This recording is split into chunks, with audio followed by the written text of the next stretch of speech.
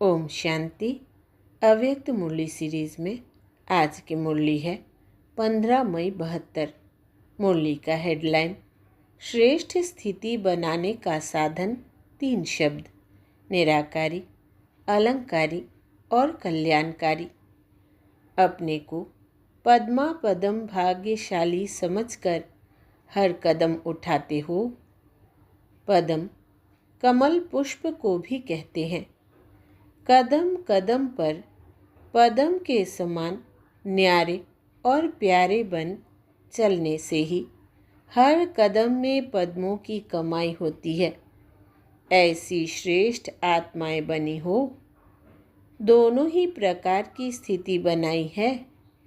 एक कदम में पदम तो कितने खजाने के मालिक हो गए।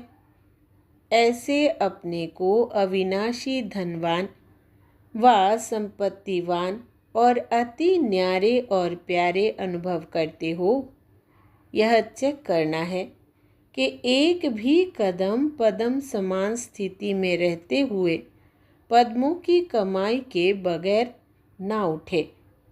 इस समय ऐसे पद्मा पदम पति अर्थात अविनाशी संपत्तिवान बनते हो, जो सारा कल्प संपत्तिवान गाए जाते हो। आधा कल्प स्वयं विश्व के राज्य के अखंड राज्य के निर्विघ्न राज्य के अधिकारी बनते हो और फिर आधा कल्प भक्त लोग आपके इस स्थिति के गुणगान करते रहते हैं। कोई भी भक्त को जीवन में किसी भी प्रकार की कमी का अनुभव होता है तो किसके पास आते हैं?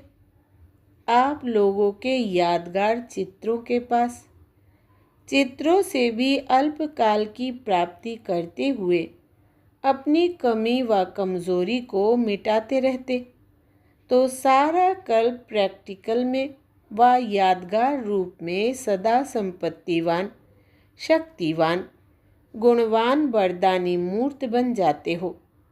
तो जब एक कदम भी उठाते हो व एक संकल्प भी करते हो तो ऐसी स्मृति में रहते हुए ऐसे अपने श्रेष्ठ स्वरूप में स्थित होते हुए चलते हो।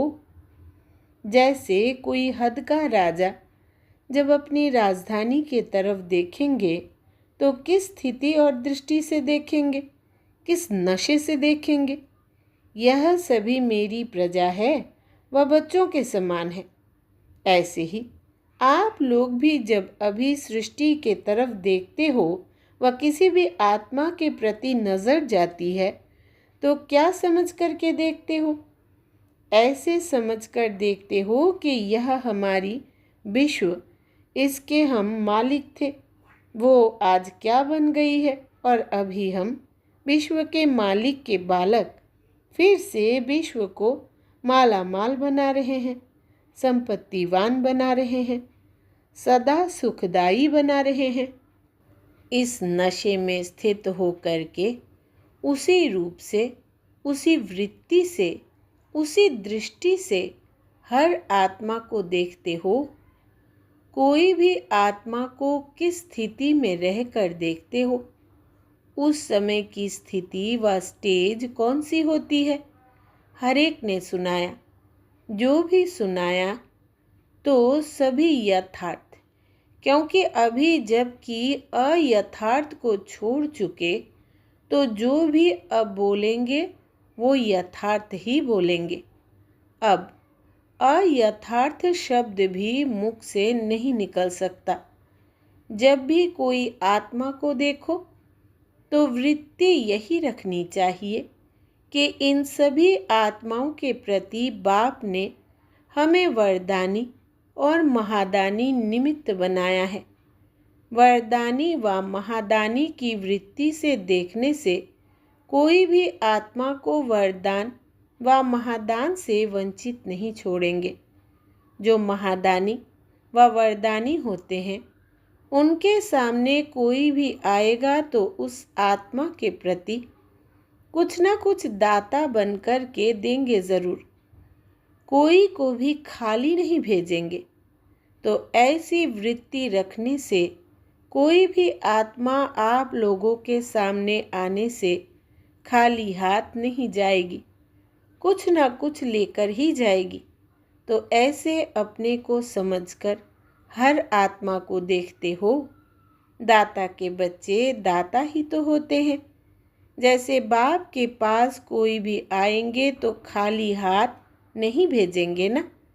तो ऐसे ही फॉलो फादर, जैसे स्थूल रीति में भी कोई को भी बिना कोई यादगार सौगात के नहीं भेजते हो ना, कुछ ना कुछ निशानी देते हो। यह स्थूल रस्म भी क्यों चली? सूक्ष्म कर्तव्य के साथ सहज स्मृति दिलाने के लिए एक सहज साधन बनाया हुआ है। तो जैसे यह सोचते हो कि कोई भी स्थूल सौगात के सिवाय न जाए, वैसे ही सदा यह भी लक्ष्य रखो कि हमसे कम थोड़ा बहुत भी लेकर जावे, तब तो आपके विश्व के राज्य में आएंगे। ऐसे सदाचारी और सदा महादानी दृष्टि, वृत्ति और कर्म से भी बनने वाले ही विश्व के मालिक बनते हैं। तो सदा ऐसी स्थिति रहे, अर्थात सदा संपत्तिवान समझकर चले। इसके लिए 3 शब्द याद रखने हैं, जिन 3 शब्दों को याद करने से सदा और स्वतः ही यह वृत्ति रहती। वो 3 शब्द कौन से? सदा निराकारी, अलंकारी और कल्याणकारी। अगर यह 3 शब्द याद रहे तो सदा अपनी श्रेष्ठ स्थिति बना सकते हो, चाहे मनसा, चाहे कर्मणा में, चाहे सेवा में। तीनों ही स्थिति में अपनी ऊंची स्थिति बना सकते हो।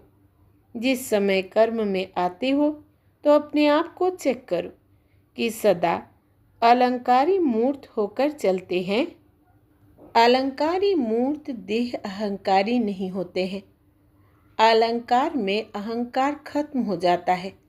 इसलिए सदैव अपने अलंकारों को देखो कि स्वदर्शन चक्र चल रहा है। अगर सदा स्वदर्शन चक्र चलता रहेगा तो जो अनेक प्रकार के माया के विघ्नों के चक्र में आ जाते हो वो नहीं आएंगे। सभी चक्रों से स्वदर्शन चक्र द्वारा बच सकते हो। तो सदैव यह देखो कि स्वदर्शन चक्र चल रहा है। कोई भी प्रकार का अलंकार नहीं है, अर्थात सर्व शक्तियों से शक्ति की कमी है। जब सर्व शक्तियाँ नहीं तो सर्व विघ्नों से व सर्व कमजोरियों से भी मुक्ति नहीं।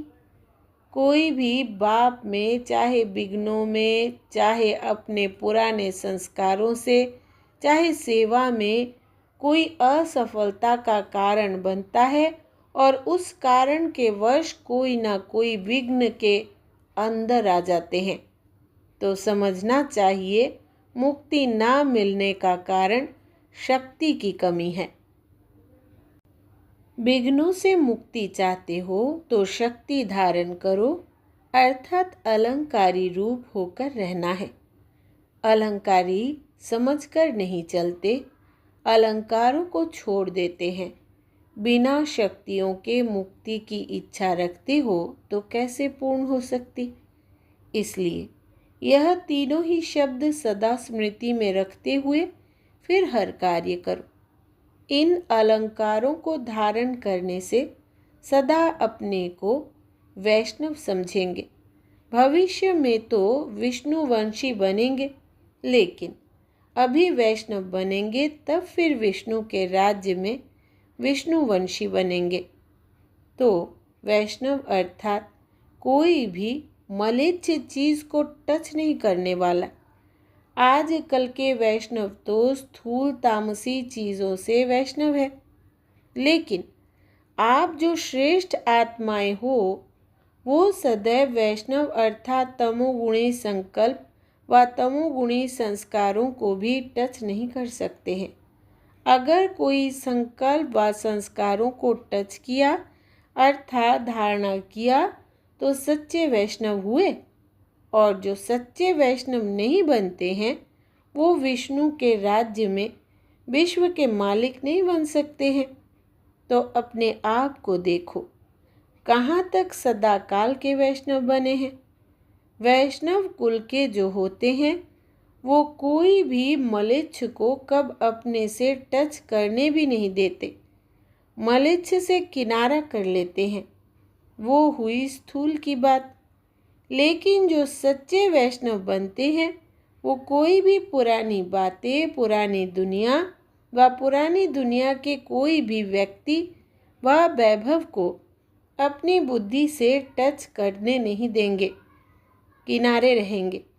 तो ऐसे वैष्णव बनो जैसे उन्हों को अगर कारणे अकारणे कोई टच भी कर देते हैं तो नहाते हैं ना, अपने को शुद्ध बनाने का प्रयत्न करते हैं। इसी प्रकार अगर अपनी कमजोरी के कारण कोई भी पुराना तमोगुणी संस्कार व संकल्प भी टच कर देते हैं तो विशेष रूप से ज्ञान स्नान करना चाहिए, अर्थात बुद्धि में विशेष रूप से बाप की याद अथवा बाप से रूह रिहान करनी चाहिए।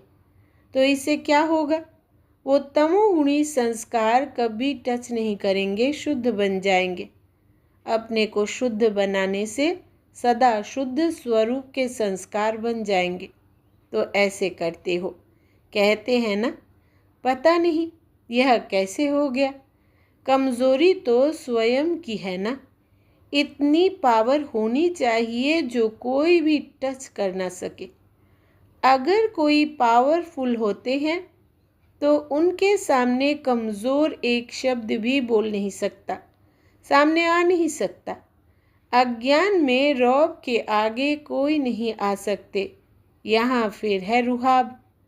रौब को रूहानियत में चेंज करो तो फिर कोई की ताकत नहीं जो टच कर सके।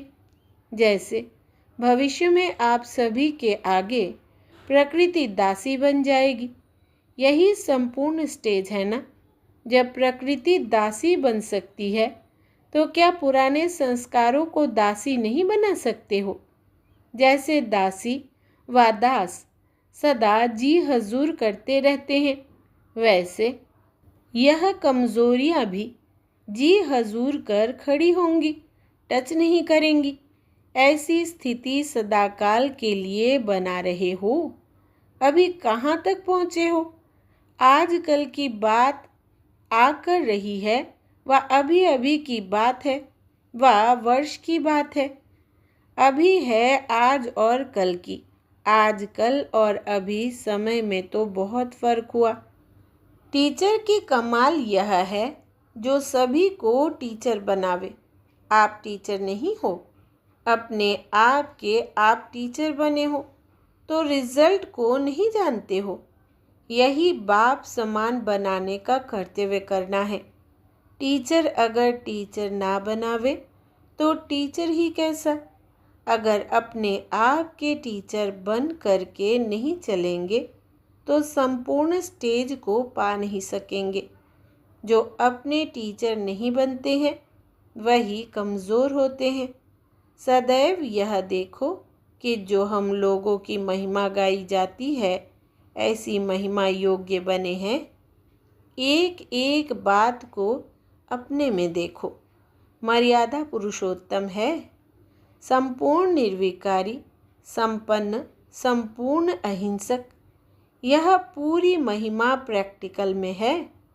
अगर कोई की भी कमी हो तो उसको भरने से महिमा योग्य बन जाएंगे। तो ऐसे सदा और सच्चे वैष्णव बनने वाले लाकीस्ट और हाईएस्ट बच्चों को नमस्ते। और ऐसे प्यारे बाप दादा को हम लकीएस्ट बच्चों का याद प्यार, गुड मॉर्निंग और नमस्ते बाबा, नमस्ते। ओम शांति।